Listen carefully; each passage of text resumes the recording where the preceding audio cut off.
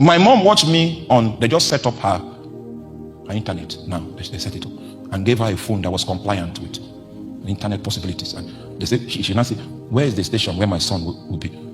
She watched me, and then she told me, you have increased my lifespan. I was not the favorite son. You don't understand.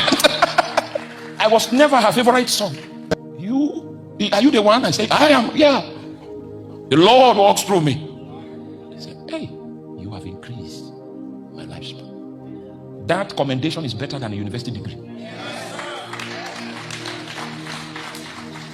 Do you know it is so difficult for your mother that gave birth to you?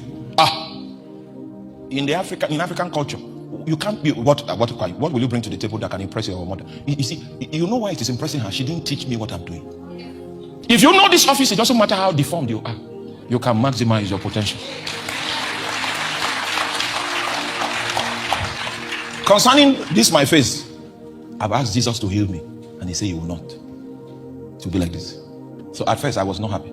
Then I found out why. That if you find out more about me, you will forget about.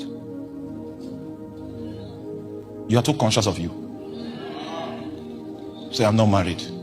I'm too fat. And this.